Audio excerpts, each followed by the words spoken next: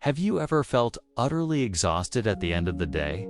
Not because of what your body endured, but because of the crushing weight of everything your mind convinced you was about to go wrong.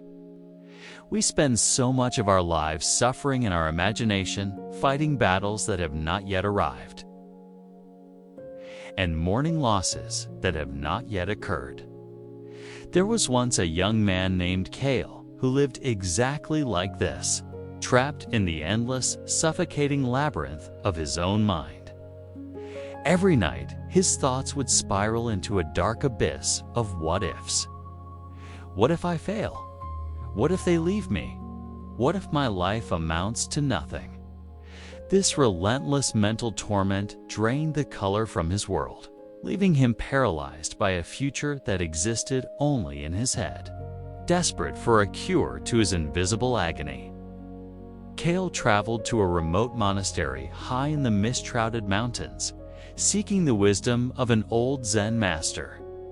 When Cale arrived, he fell to his knees before the serene master, weeping as he explained how his own thoughts were crushing him alive.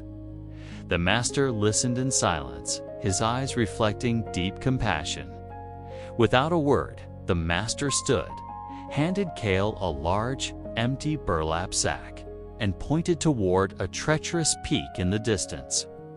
"Walk with me to the summit," the master instructed gently. "But there is one rule.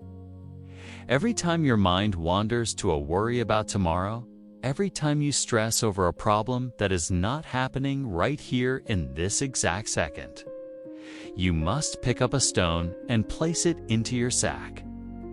Cale agreed, and they began their ascent. Within minutes, Cale's mind began its familiar sabotage. He looked at the steep path and worried. What if a storm rolls in and we slip? Remembering the rule, he picked up a heavy stone and dropped it into the sack. A few steps later, he thought, what if I reach the top and the master cannot cure me? Another stone went in as the hours dragged on. His anxieties multiplied. What if I lose my job? What if I am destined to be alone forever? With every dark thought, another stone was added. Halfway up the mountain, the sack had become a monstrous burden. The coarse ropes dug brutally into Cale's shoulders. His knees trembled, and he was gasping desperately for air. Finally, unable to take another step, Cale collapsed into the dirt, the heavy sack pinning him down. "Master, please." Cale cried out, tears of anguish streaming down his face. "I cannot go any further. The weight is too much to bear." The master knelt beside the broken young man and untied the sack, revealing the massive pile of jagged rocks. "Tell me, Cale," the master said softly, "did the storm roll in?" Cale shook his head. "Did you lose your job today? Are you doomed to loneliness in this very moment?" Cale whispered, "No." The master placed a warm hand on Cale's trembling shoulder. "Then why are you carrying the weight of things that do not exist? These stones are your overthinking. You are choosing to pick up the invisible burdens of a future that has not happened, and you are letting them crush you in the present."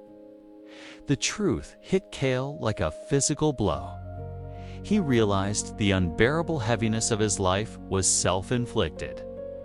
Overthinking is simply the act of creating burdens out of thin air. We drag the illusions of the future into our present, and then wonder why we are too tired to take another step forward. You do not have to figure out your entire life today. You only need to navigate this exact moment. So, ask yourself right now, what invisible stones are you carrying today that belong to a tomorrow that hasn't even arrived? It is time to forgive yourself for the unnecessary suffering. Take a deep breath and finally drop the sack.